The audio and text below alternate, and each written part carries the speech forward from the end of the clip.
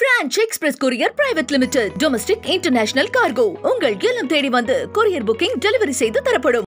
Doctor Sreevarma ஆயுள் தரும் ஆயுர்வேதா அறுவை சிகிச்சை இல்லா குணம் ஆயுள் கால நிவாரணம். சட்டவிரோத பண பரிமாற்ற வழக்கில் அமைச்சர் செந்தில் பாலாஜி கைது செய்யப்பட்டு 15 மாதங்கள் சிறையில் இருந்தார்.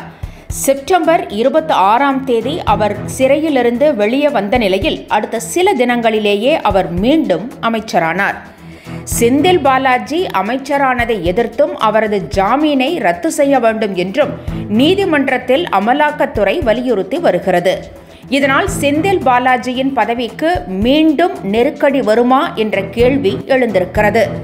இந்நிலையில் செந்தில் பாலாஜியை குறிவைத்து மீண்டும் அமலாக்கத்துறை சோதனையில் இறங்கியுள்ளது. இந்த முறை செந்தில் பாலாஜியின் சொந்த ஊரான கரூரில் அவரது ஆதரவாளர்கள் 3 பேர் இடங்களில் சோதனை நடைபெற்றது. சுமார் 13 மணி நேரம் இந்த சோதனை நடைபெற்றது. ஒரு இடத்தில் மட்டும் 6 மணி நேரம் காத்திருந்தும் வீடு திறக்காததால் சோதனை மேற்கொள்ளப்படவில்லை.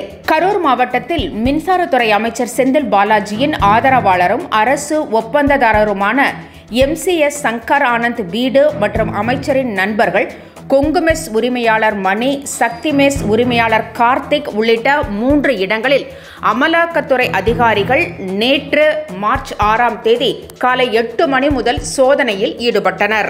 குறிப்பாக அரசு ஒப்பந்ததாரர் MCS சங்கர் ஆனந்த் வீடு, அவரது கார் செட் மற்றும் ராயனூர் பகுதியில் அமைந்துள்ள கொங்குமெஸ் மணி என்பவர் வீடு, கோதை நகர் பகுதியில் அமைந்துள்ள சக்திமெஸ் கார்த்தி என்பவர் வீடு உள்ளிட்ட 3 இடங்களில் அமலாக்கத்துறை அதிகாரிகள் சோதனையில் ஈடுபட்டனர்.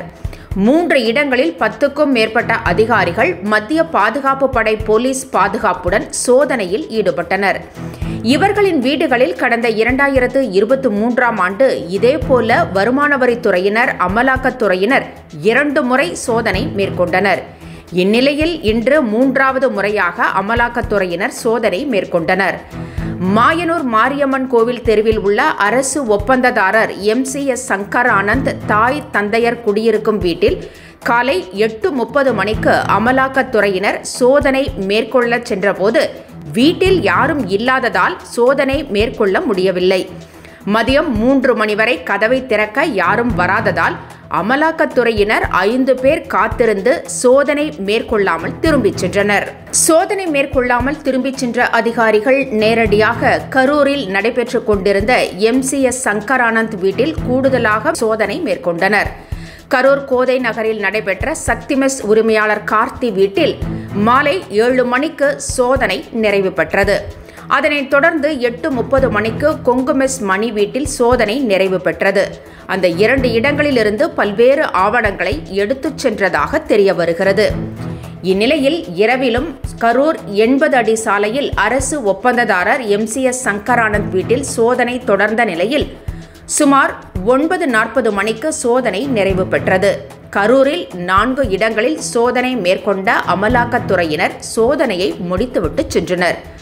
குறிப்பாக 3 இடங்களில் நடைபெற்று வந்த சோதனையின் முக்கிய ஆவணங்கள் கைப்பற்றப்பட்டுள்ளதாகவும் MCS சங்கர் ஆனந்திடம் பல்வேறு கோணங்களில் விசாரணை மேற்கொண்டிருப்பதாகவும் தகவல் வெளியாகியுள்ளது.